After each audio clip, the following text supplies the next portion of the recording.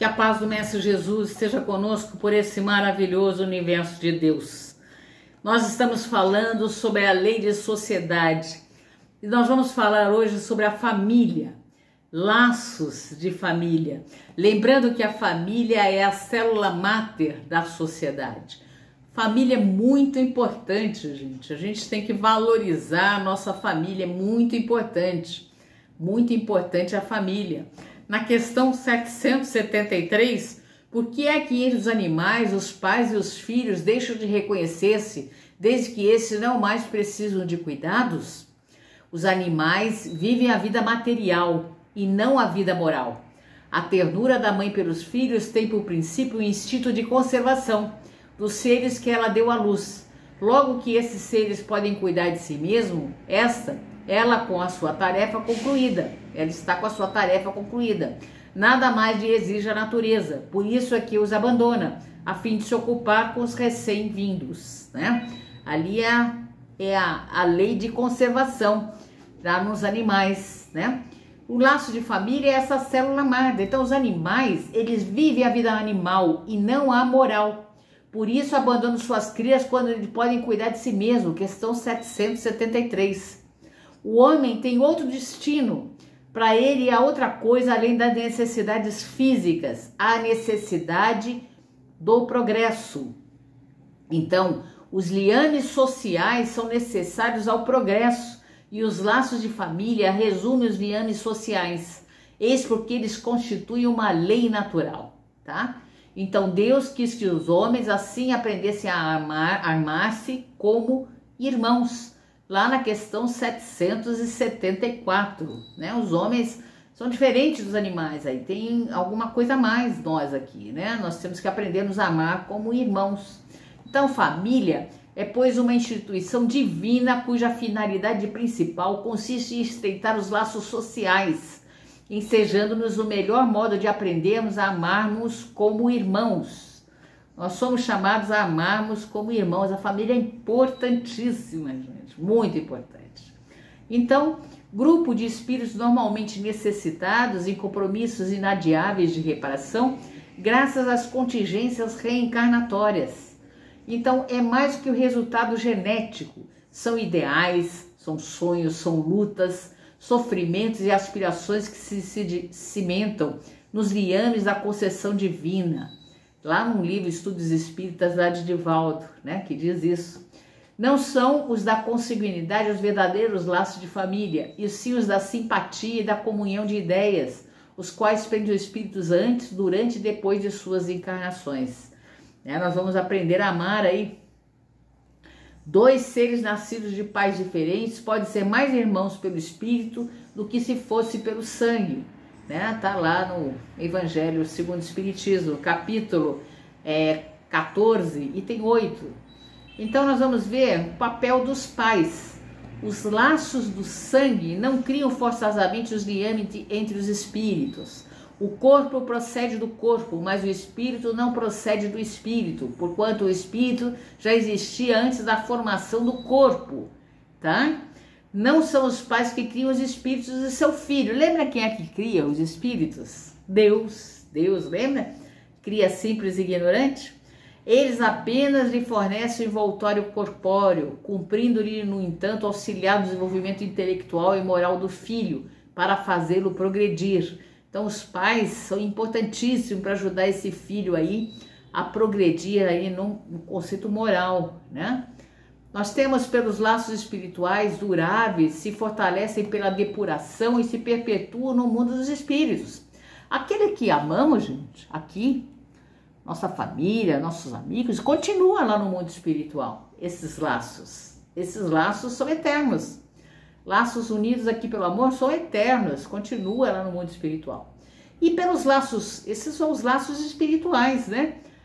Perpetua lá no mundo espiritual. E pelos laços corporais, frágeis como a matéria, se extinguem com o tempo, se dissolvem moralmente desde a vida atual, né? Esses laços que a gente tem aí pela matéria, isso aí se extingue.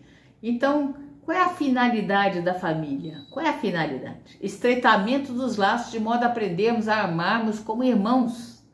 é o mais prodigioso educandário do progresso humano. É muito importante.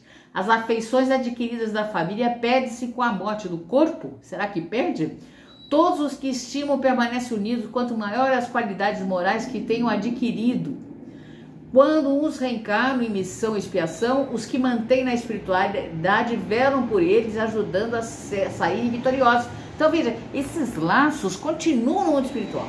Quando a gente reencarna aqui, muitos dos nossos familiares, dessa família que nós amamos, está lá no mundo espiritual. E estão velando por nós aqui. Olha que interessante, né? São laços eternos, né? Não raro volto à Terra para receber e encaminhar na cena do aperfeiçoamento. Nós vamos nos aperfeiçoando aqui. Então a reencarnação fortalece os laços de família.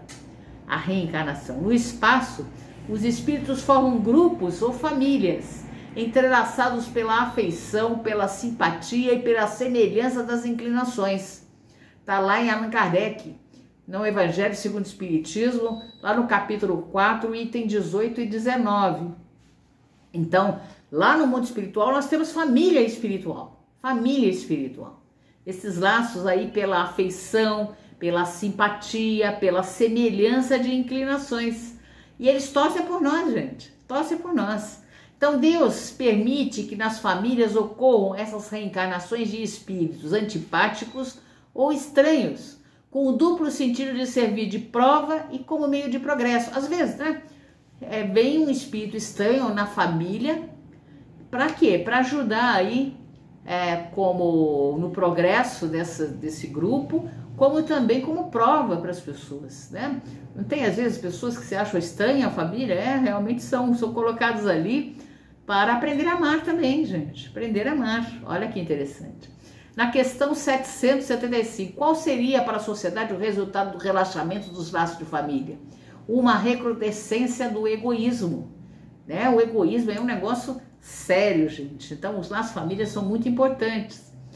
E a finalidade aqui do espiritismo? Qual é a finalidade do espiritismo? Se conhece o verdadeiro espírita, nós vamos ver que nós reconhecemos o verdadeiro espírita pela sua transformação moral, sua reforma interior, sua reforma íntima, como dizem, né? Que é mudar na maneira de sentir. O que é isso? Mudar na sua maneira de sentir.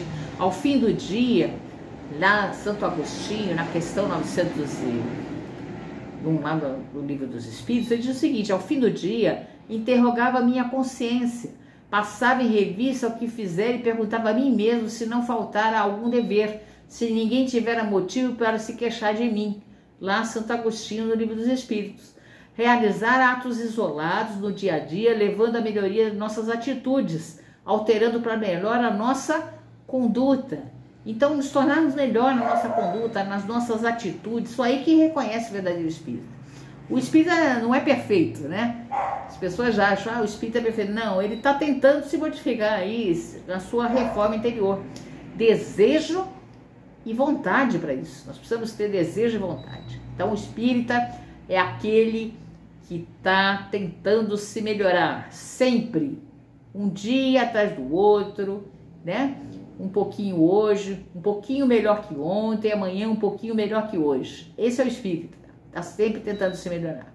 Tenhamos consciência de nossos deveres junto à nossa família e ao estado em que estivermos inseridos. Somente responsabilizando pelas coisas públicas poderemos formar uma sociedade mais justa e mais fraterna. Tudo bem, gente? Vamos parar por aqui. Vamos refletir sobre isso, essa sociedade, né? Essa lei de sociedade, que é importante para nós, né? Nós estamos inseridos em sociedade para o nosso aperfeiçoamento social. Aí entra as outras leis, né? Lei de trabalho ali, para sermos úteis ao nosso próximo, ajudando o nosso próximo, praticando o bem. Isso é muito importante. O espírita é aquele que vai passar, como Santo Agostinho nos recomenda, o dia, né? À noite fazer uma reflexão. Será que eu agredi alguém? Será que eu prejudiquei alguém? O que eu posso fazer para melhorar? Eu posso mudar isso que eu fiz, né? Eu fiz coisas boas, o que eu fiz? Fazer uma retrospectiva. E sempre manter a consciência tranquila. Nós temos que manter as nossas consciências tranquilas. Isso é muito importante para nós, principalmente a partida lá para o mundo espiritual. Nossa consciência tranquila, né? Por isso que a recomendação é a prática do bem e a consciência tranquila, né? A consciência pesada, nós vamos para lugares ali, por afinidade e sintonia, lugares não muito agradáveis no mundo espiritual. Mas se a gente tem a consciência tranquila, por isso leia lá a recomendação de Santo Agostinho no Livro dos Espíritos, né? Que ele faz essa retrospectiva aí, tá bom? Bons estudos, questão 901 do Livro dos Espíritos, tá? Bons estudos, 901 não, desculpa, 919, 19 e 19A do Livro dos Espíritos. Estou aqui fazendo confusão, desculpa que eu falei anteriormente, 901, não é. É 919, 19A do Livro dos Espíritos, que é essa recomendação aí de Santo Agostinho, tá? A gente fica aqui meio distraída e pensando outras coisas, dá nisso, né? A gente erra aqui, desculpa, tá bom, gente? Leitura aí do Livro dos Espíritos. Bons estudos!